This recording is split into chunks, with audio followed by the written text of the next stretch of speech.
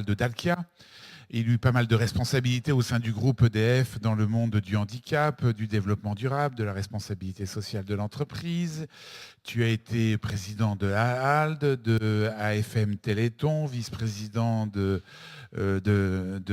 l'Association des paralysés de France. Qu'est-ce que j'oublie d'important? Et du SAMU social. Et du SAMU social. Je te passe tout de suite la parole. Oui, merci. Donc, c'est vrai que ça va être un petit peu dur de prendre la suite et de revenir sur Terre. Nous étions chez R2D2 dans la guerre des étoiles, après chez Walt Disney.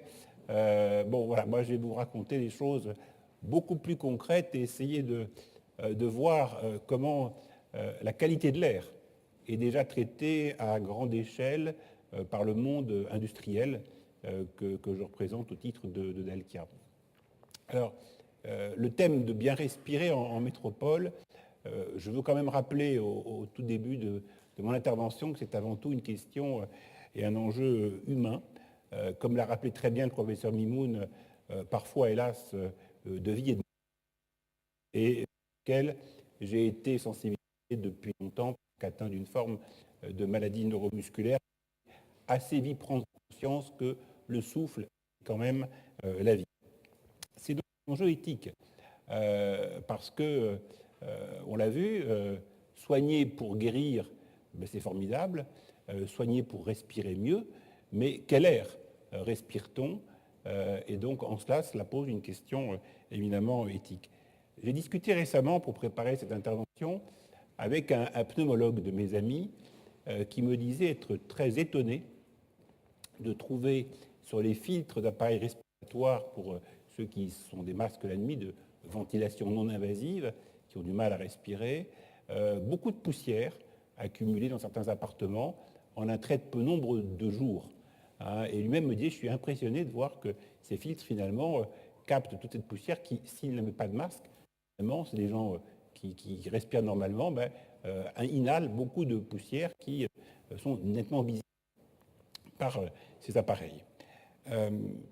Bon, je peux dire aussi qu'en tant que président de l'AFM Téléthon, maladie qui touche donc les muscles respiratoires, puis après à la direction du développement durable, je salue mon camarade Jean-Marc Boulico avec lequel j'ai travaillé sur ces sujets il y a quelque temps, j'ai bien mesuré qu'une mauvaise qualité de l'air, je dirais, avait pouvait entraîner, notamment de l'air intérieur, des maladies donc respiratoires, des allergies, de l'asthme, voire même, j'ai appris ça, le syndrome du bâtiment malsain, des pathologies qui apparaissent inexpliquées dans des bâtiments neufs et qu'on ne peut pas vraiment identifier. Et je vous renvoie notamment, il y a de très bonnes études du service des études médicales d'EDF sur le thème des conséquences sanitaires de la précarité énergétique avec les problématiques liées aux pourritures, au moisissement qui apparaît dans des bâtiments non chauffés et qui créent des maladies respiratoires. Donc c'est d'abord un enjeu humain, c'est ce que je tenais à rappeler.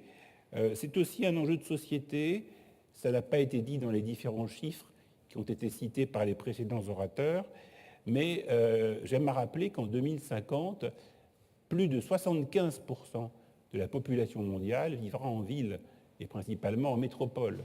Donc on voit bien que la qualité de l'air que nous respirerons en ville est un enjeu d'attractivité, d'acceptabilité pour les populations, et donc c'est aussi un enjeu de santé publique.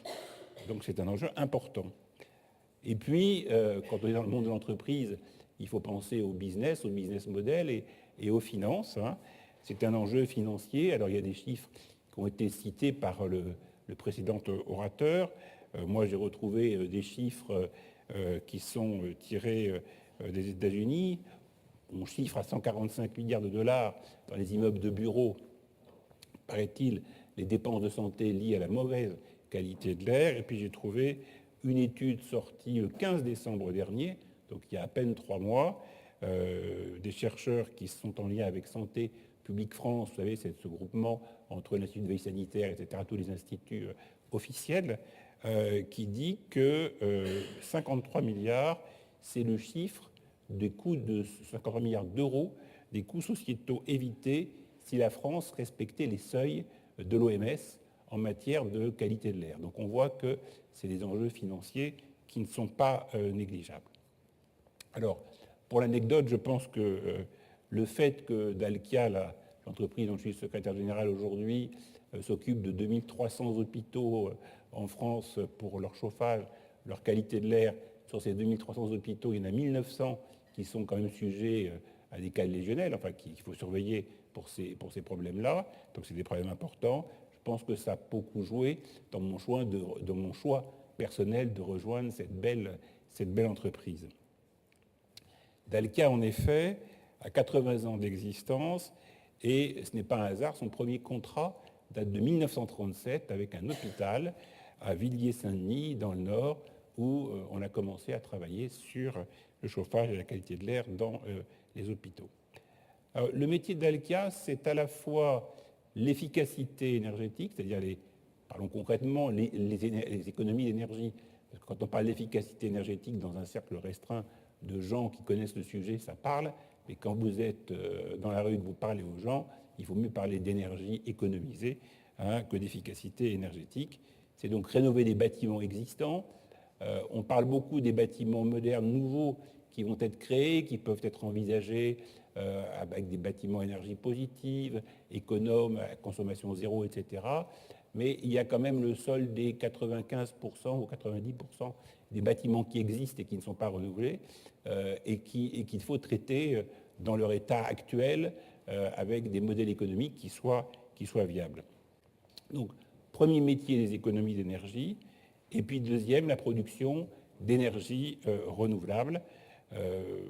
Changer les mix énergétiques des bâtiments pour qu'ils, je dirais, se chauffent avec des énergies qui consomment moins de CO2 et moins d'énergie.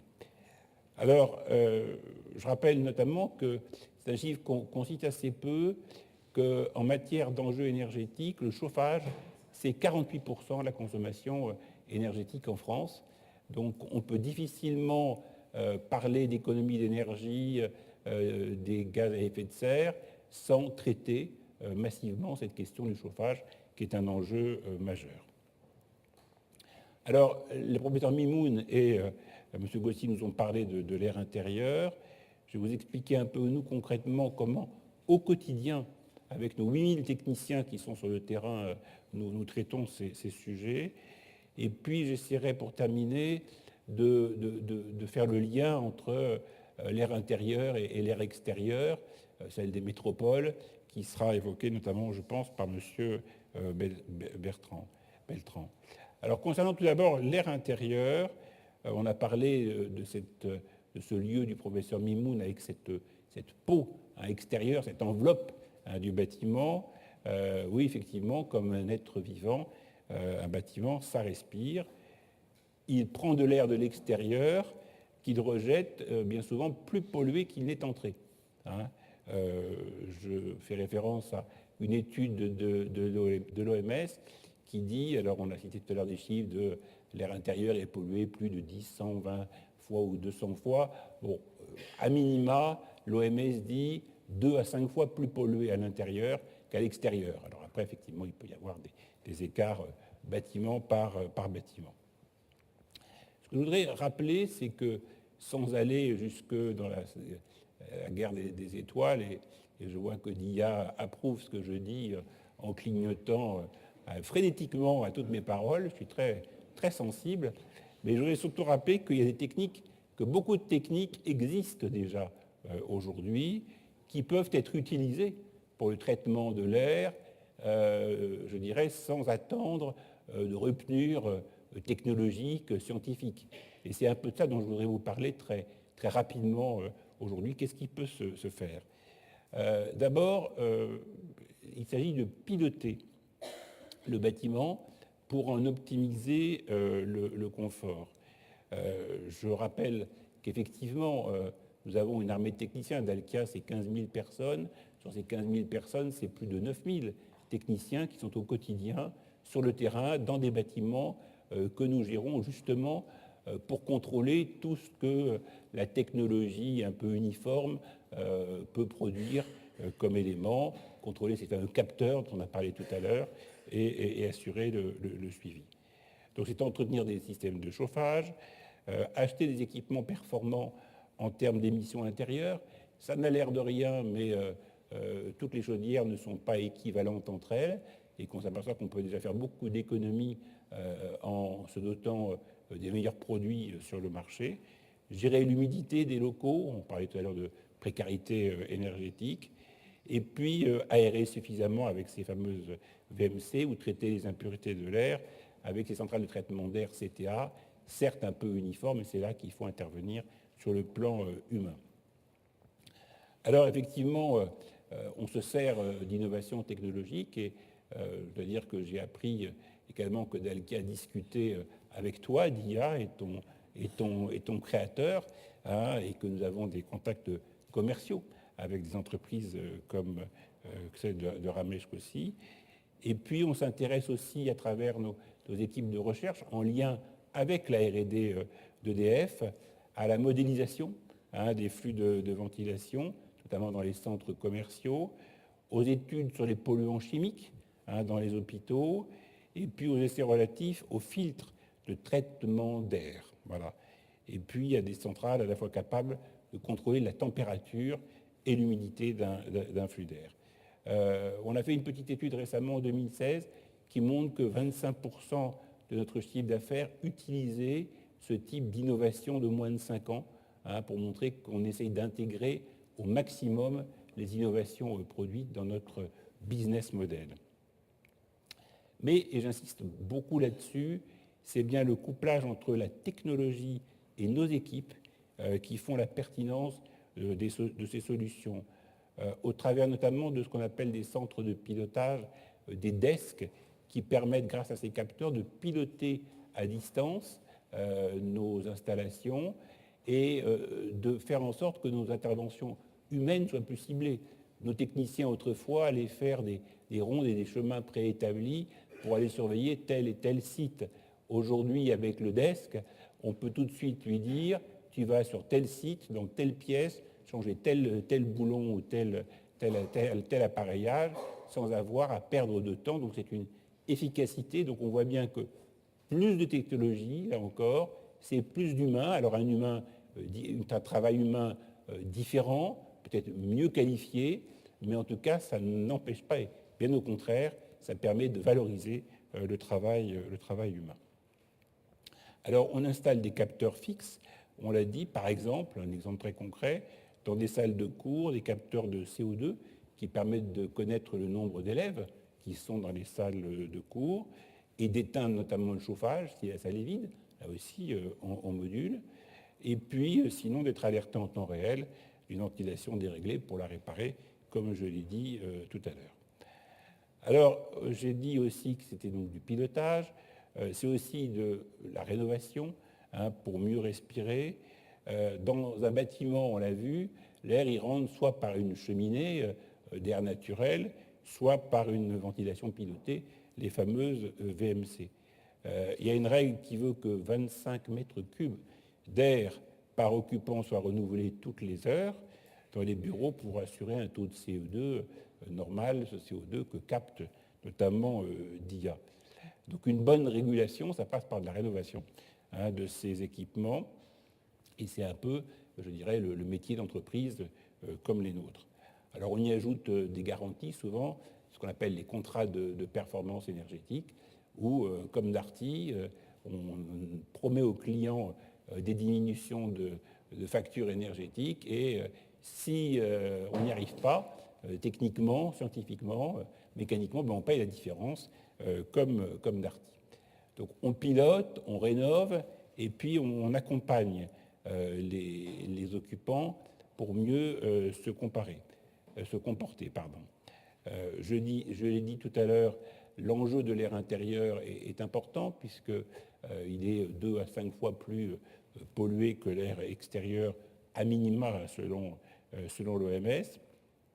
Et on a développé notamment des outils sociologiques qui permettent de suggérer des comportements adaptés, des comités de participation, comme cela existe notamment dans l'Ain, avec un bailleur social qui s'appelle Dynacité, où on sensibilise à la fois les équipes qui gèrent et les occupants à ces questions de comportement. Et puis des innovations techniques. Alors, désolé Diga, tu as un petit frère ou un grand frère avec lequel on a pas mal travaillé, qui s'appelle ARU, qui est doté de capteurs de température, de CO2, de poussière, qui est une interface un peu moins sympathique que toi, Diga, excuse-moi, hein, mais efficace dans son domaine, où il y a l'équivalent qui s'appelle GreenMe dans les bureaux. Et puis, tout ce savoir-faire, on le met aussi au service des clients pour interpréter les nombreux textes qui sortent régulièrement sur ces questions de la qualité de l'air. Je ne vous les préciserai pas, ni ne vous rappellerai pas, mais ils sont importants. Donc voilà un petit peu ce que je voulais vous dire sur ce premier point de l'air intérieur. Juste parler quand même de l'air extérieur, ce qui fera la transition, je pense, avec l'exposé suivant de M. Beltran. Rappeler quand même que pour traiter le mal à la racine, il faut aussi traiter l'air extérieur, car voilà, l'air intérieur, c'est bien, mais il vient quand même de l'extérieur. Et je dirais que pour traiter cette question de la qualité de l'air, il y a deux actions qu'une entreprise comme Dalkia peut faire. D'abord, éviter les émissions de polluants. Et pour cela, je dirais que la solution que nous proposons, ce sont les réseaux de chaleur. J'aime à répéter, à donner l'exemple de ce que nous faisons notamment en Pologne, à Katowice, ou dans un quartier populaire, un quartier ouvrier, qui fonctionnait jusqu'à présent avec des poêles individuelles à charbon. Eh bien, nous avons introduit un réseau de chaleur avec comme énergie initiale l'énergie du gaz de mine qui sont produites naturellement. C'est l'énergie fatale qui sort des mines et que nous pouvons réinjecter pour faire des réseaux de chaleur. Nous travaillons aussi beaucoup sur la biomasse. Je rappelle aussi que pour la biomasse, qui est un des éléments importants, puisque nous avons aujourd'hui un mix énergétique de plus de 30% d'énergie renouvelable, de récupération, parmi laquelle la biomasse, et la combustion du bois, qui souvent fait défaut ou dont on parle. J'aime à rappeler aussi qu'elle ne compte que pour 2% des émissions totales d'oxyde d'azote en France. Les 98% restants sont les transports, l'agriculture ou l'industrie. Donc on est bien sur finalement des émissions marginales. Donc ça, c'est pour éviter les émissions de polluants. Pour limiter le réchauffement climatique, là aussi, on se sert beaucoup d'énergie fatale de récupération.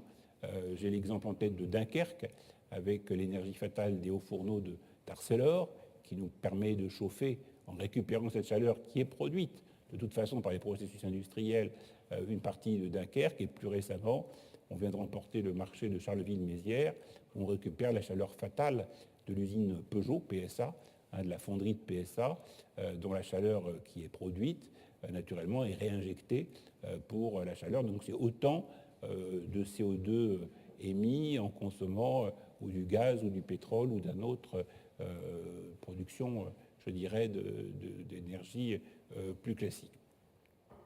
Alors évidemment, je dirais, venant de ce monde des réseaux de chaleur et de Dalkia, j'aime à rappeler que les réseaux de chaleur, ça fait partie de la batterie de solutions énergétiques pour consommer mieux et consommer moins et contribuer à la lutte contre le réchauffement climatique.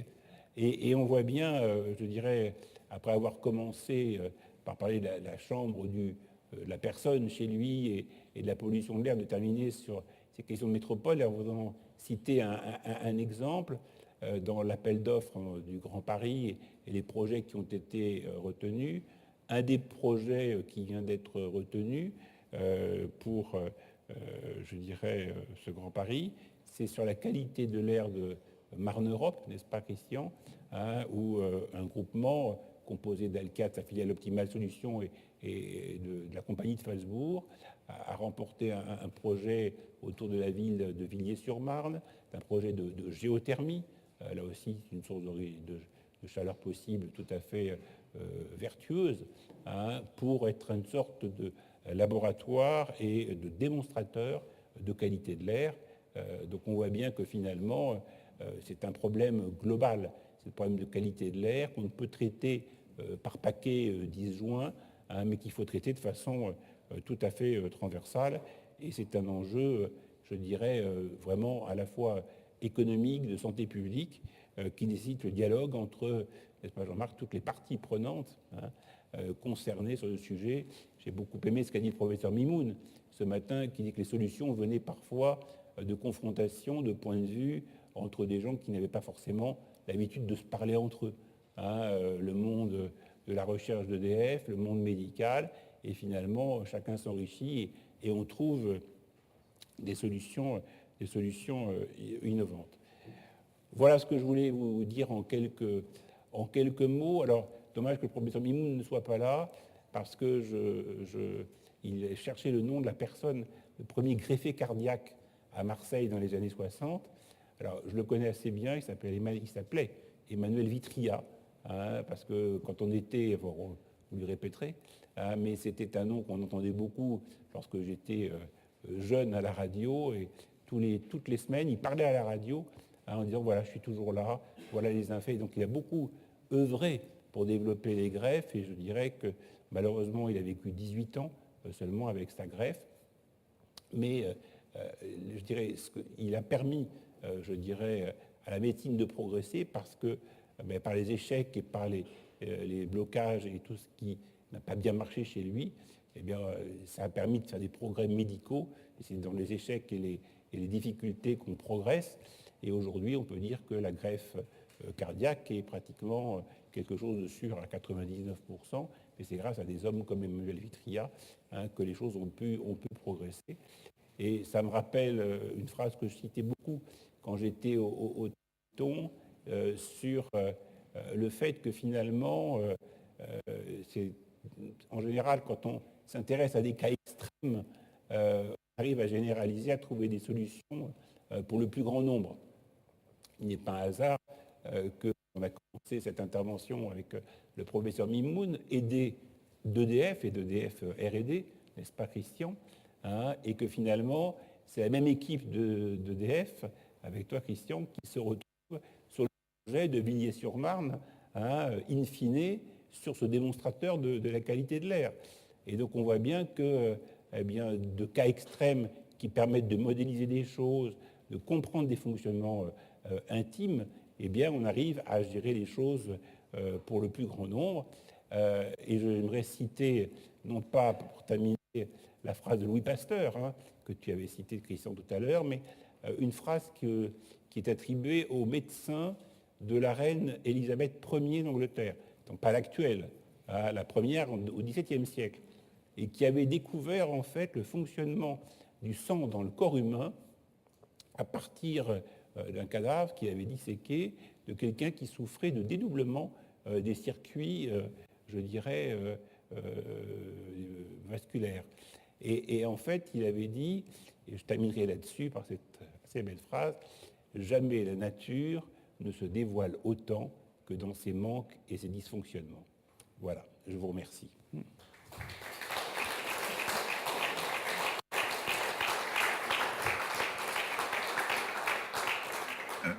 Merci beaucoup, Éric. Je crois que, je ne sais plus son prénom, Emmanuel Vitria ? Emmanuel Vitria. Vitria, tu en parles oui, dans ce livre que je vous recommande, que Éric vient de publier, qui s'appelle « Vivant ».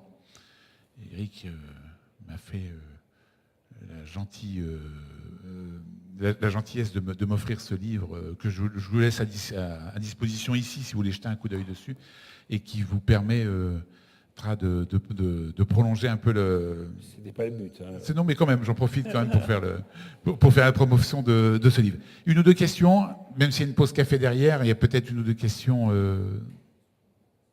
en complément, ou peut-être souhaitez-vous discuter librement avec Éric autour du café. Ce que je vous propose dans ce cas-là, c'est qu'on reprenne rapidement d'ici 10 minutes pour pouvoir tenir les délais des deux dernières interventions. Encore merci Éric.